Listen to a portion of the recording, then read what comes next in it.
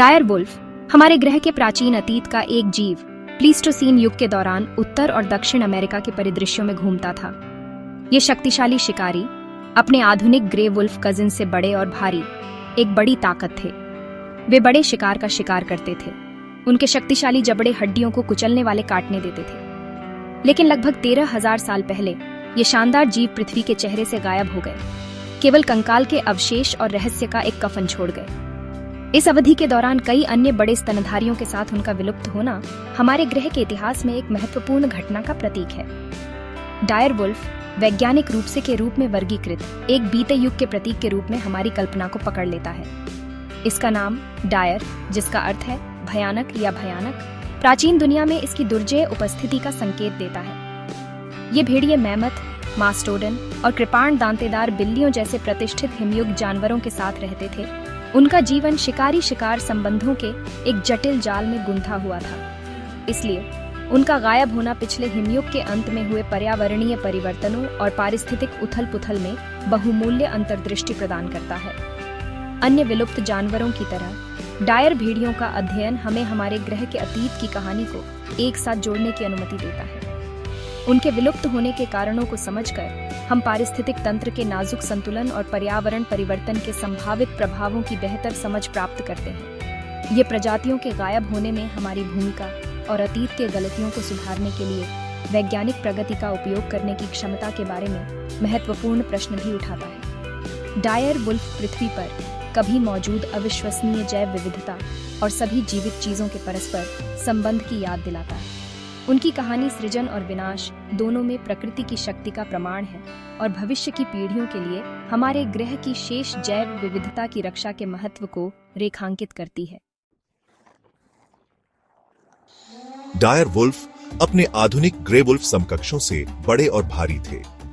वे लगभग 5 फीट लंबे और 150 पाउंड तक वजन के हो सकते थे।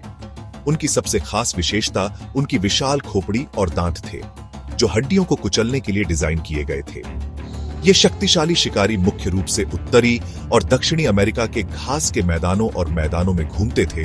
उनके मजबूत शरीर बड़े शिकार का पीछा करने के लिए उपयुक्त थे।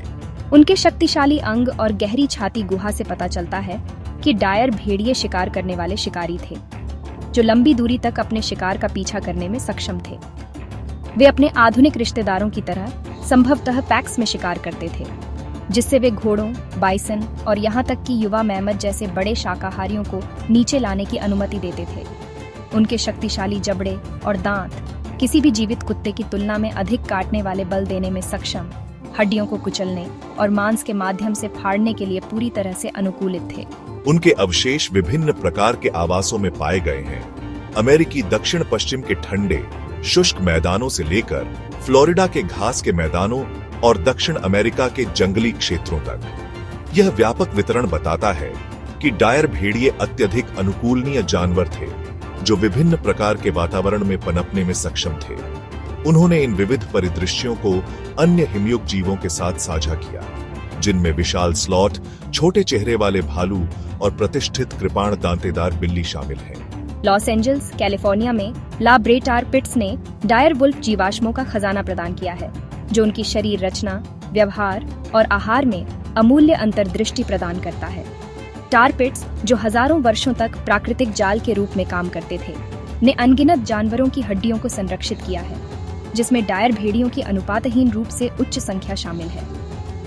जीवाश्मों की यह प्रचुरता बताती है कि डायर भेड़िए आसान शिकार की तलाश में टार के गड्ढों की ओर आकर्षित हुए होंगे, केवल खुद फंसने के लिए। डायर वुल्फ के विलुप्त होने के सटीक कारण वैज्ञानिकों के बीच बहस का विषय बने हुए हैं। हालांकि प्रमुख परिकल्पना बताती है कि उनका निधन उनके प्राथमिक शिकार के गायब होने से जुड़ा था। जैसे जैसे हिमयुग समाप्त हुआ और जलवायु गर्म हुई, कई बड़े शाकाहारी जीव जिन पर डायर भेड़िए भोजन के लिए निर्भर थे, मरने लगे या विभिन्न क्षेत्रों में चले गए। इस पारिस्थितिक उथल-पुथल ने खाद्य श्रृंखला के नाजुक संतुलन को बाधित कर दिया। अपने सामान्य शिकार के बिना डायर भेड़ियों को घटते संसाधनों के लिए तीव्र प्रतिस्पर्धा का सामना करना पड़ता। हो सकता है कि वे छोटे, अधिक फुर्तीले शिकार का शिकार करने के लिए अनुकूलित करने के लिए संघर्ष कर रहे हों। जिससे उन्हें ग्रे वुल्फ जैसे अन्य शिकारियों की तुलना में नुकसान हुआ, जो अधिक बहुमुखी शिकारी थे। कुछ वैज्ञानिकों का मानना है कि उत्तरी अमेरिका में मनुष्यों के आगमन ने भी डायर वुल्फ के विलुप्त होने में भूमिका निभाई हो सकती है। मनुष्य अपनी उन्नत शिकार तकनीकों और संसाधनों के लिए प्रतिस्पर्धा करने की क्षमता के साथ डायर वुल्फ आबादी पर अतिरिक्त दबाव डाल सकते थे, जो पहले से ही बदलते वातावरण में जीवित रहने के लिए संघर्ष कर रहे थे।